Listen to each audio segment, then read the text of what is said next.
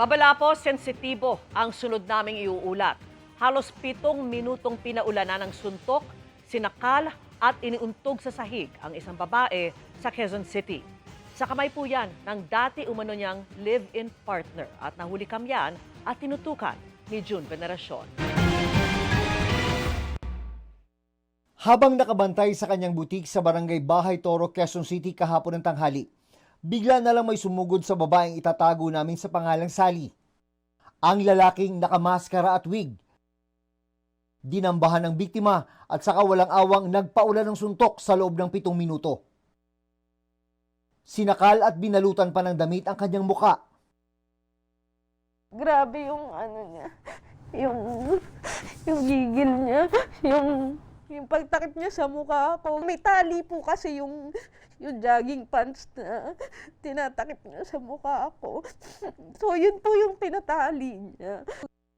Habang nakadapa, makailang beses pa raw inihampas ng lalaki ang ulo ng biktima sa sementong sahig.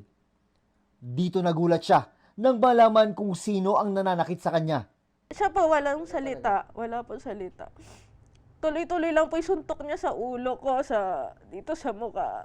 Hindi ko alam kung nahirapan na siya huminga. Tinanggal niya po yung maskara niya.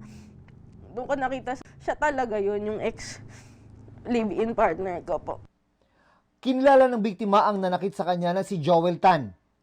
Wala raw siyang maisip na dahilan kung bakit nagawa siyang sakta ng dating nobyo dahil maayos umano silang naghiwalay Agosto nung nakarang taon.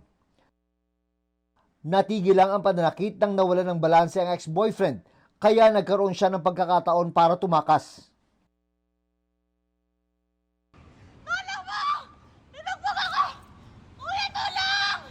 Kaswal na naglakad ang sospek papasok ng kotse, sabay takas. Mga bukol sa ulo, black eye at mga pasa sa katawan ang inabot ng biktima.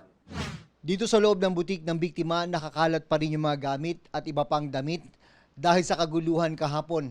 Pakiramdam ng biktima ay balak talaga siyang patayin ng kanyang ex. Dahil dyan, desidido siyang mapanagot ito sa batas. Kasama ang mga pulis, nagsampa ang biktima ng reklamong paglabag sa Violence Against Women and Their Children Act sa Quezon City Prosecutor's Office.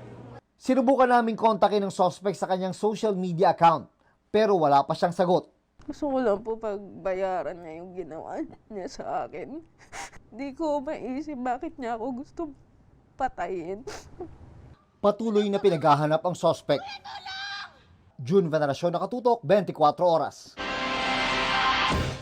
At sakaling makaranas din kayo ng pang-aabuso, huwag mangiming magsumbong sa PNP Women and Children Protection Center. Maaring bisitahin ang kanilang Facebook page o tumawag o magpadala ng mensahe sa mga numero sa inyong screen. O di kaya i-dial ang 911 hotline. Maaari ring makipag-ugnayan sa crisis hotline ng National Center for Mental Health.